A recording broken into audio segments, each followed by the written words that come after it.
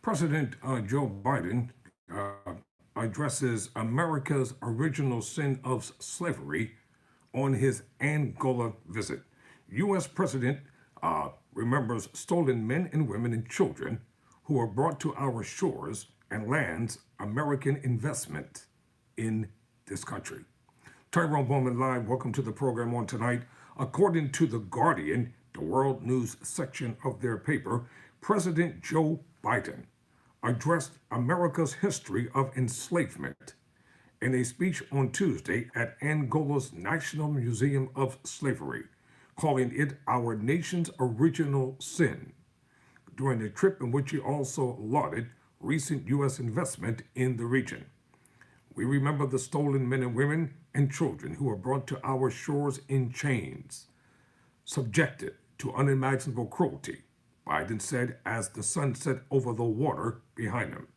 The United States is founded on an idea, one embedded in our Declaration of Independence, that all men and women are created equal, he said, as rain started to fall and a rainbow then appeared. It is abundantly clear today. We have not lived up to that idea, but we have not fully walked away from it either. Biden inspected shackles and a whip at the museum, which was founded in 1977 on the former estate of Alvaro de Carvalho Matasso, one of the largest, biggest traders of enslaved people from Africa in the 18th century.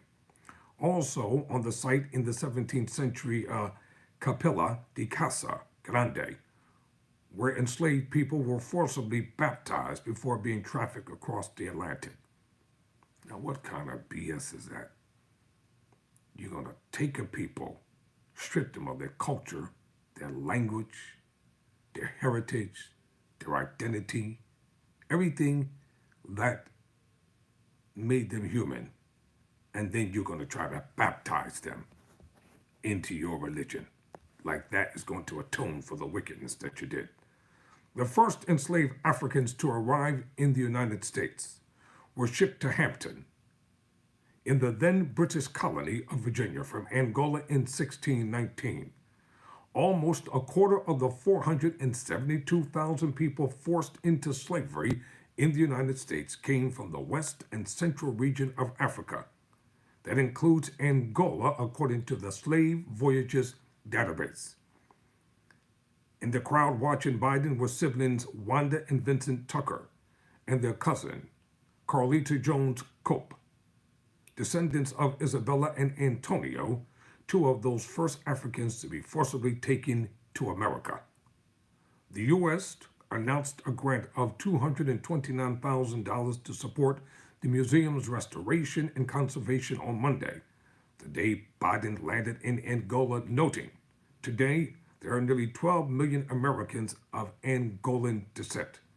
It also said it supported Angola's bid to have the Kwanzaa corridor, a route of more than 100 miles from the interior to the coast along which enslaved people were marched, declared a, listen, UNESCO World Heritage Site.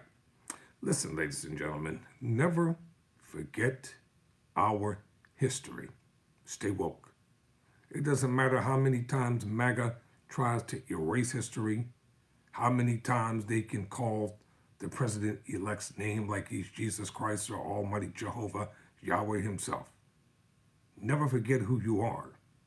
Never forget your identity. Never forget the heritage of your people. Other ethnic groups, they celebrate their heritage consistently and religiously. They have festive celebrations.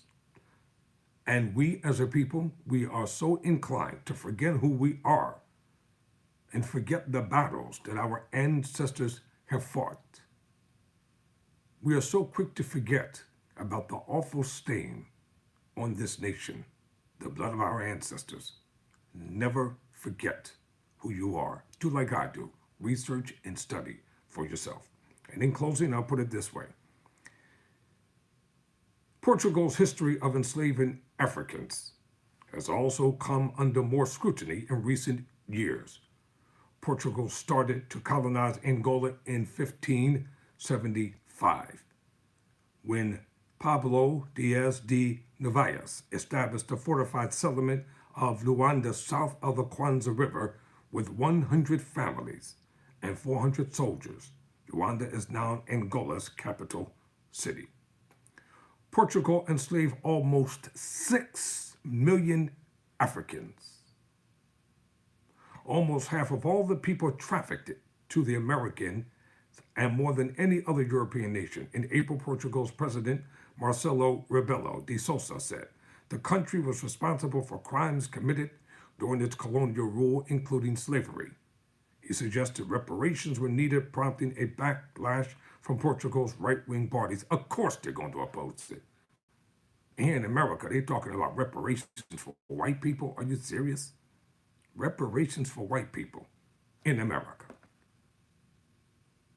Listen how that sounds. Reparations for white people in America who are claiming that there is, quote, anti-whiteness, close quote, across the nation. Wake up. Pay attention to what's coming with Project 2025.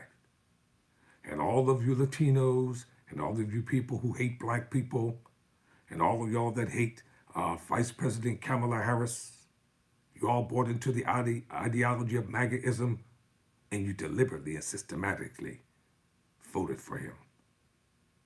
See how well it works out for you. And don't come crying to black people when y'all start getting deported from this nation. You didn't stand for us, and we're not going to stand for you. That's the bottom line. Yeah, it might not sound nice, but it wasn't nice with what y'all did to Vice President Harris. And I'm not going to ever forget about it. Angola's president, Jair Lourenço, has said the oil-rich country will not ask Portugal for reparations, saying it is impossible to make up for the past.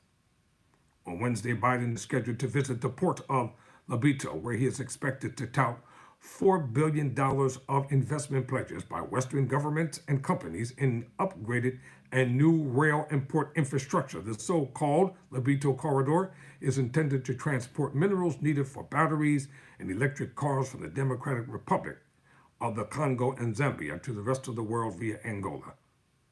If Africa is not such an important part of anybody's civilization topic, why are all the world leaders so interested in going to Africa to exploit Africa for its natural resources in order for their countries and nations to survive? What is wrong with my African brothers and leaders who are leaders in their own country? You're quick to sell out your people. I am tired of seeing all these pathetic videos where they show our people trenched and drenched in poverty. But yet there is such richness in Africa. Don't you know you have black African billionaires, millionaires, jet setters, trendsetters? But they don't show you that part in the news. They don't show you the productivity. They don't show you the wealthy part of Africa. They want to try to prey on people's minds and play psychological mind games with them. These poor little children, these poor beggarly kids, and all that kind of foolishness. You don't see them going to other nations exploiting their people and propping them up for the camera while some white person is holding a piece of bread or some candy to make the child sit there and embarrass them. You all better pray to God that God does not raise me up to become a politician. And it's sickening because I see these videos, I see the tricks and the shenanigans that the Chinese people are using, baiting Africans, feeding them junk and garbage and trash and soda and candy, making them dance and sing like their mammies, like that movie that they made back in the day. I can't even think about it now. It'll come back to me. We are dealing with some serious times here. Many analysts have viewed it as a belated play by the U.S. and its allies to start catching up with Chinese investment on the continent. However, the U.S. and Angola have resisted framing it in such terms. Lorenzo, who declared national holiday on 3 and 4 December for Biden's visit, has said his country will not ally with one of the U.S. or China. He's a liar. Lorenzo has nonetheless pivoted from its traditional close relations with Russia and China to also cultivating ties with Western countries since taking power at the helm of the long-standing ruling party in 2017. He won a second term in 2022. The elections that the opposition say were rigged up to stop him winning. Political activists have been arrested and repressive laws passed. Well, isn't that what tyrants do? Tyrants seize control, they seize power, and then they pass laws that restrict democracy. They pass laws that can try to stifle the voices of activism. John Kirby, the White House National Secretary, Communications Advisor, said on Monday, "We're not asking countries to choose between U.S. and Russia and China. We're simply looking for reliable, sustainable, verifiable investment opportunities, blah, blah, blah." All that's about to change, bruh. He said Biden's team hoped that Donald Trump would also see the libido corridor's value. All that's changing in January. The United States is all in on Africa. Biden, who ducked journalists' questions about pardoning his son Hunter, told Lorenzo in a meeting earlier on Tuesday, we don't think because we're bigger and more powerful that we're smarter. We don't think we have all the answers. No, but you can believe the great exploitation and the great ripoff behind the scenes of Africa is taking place. Never surrender, never quit.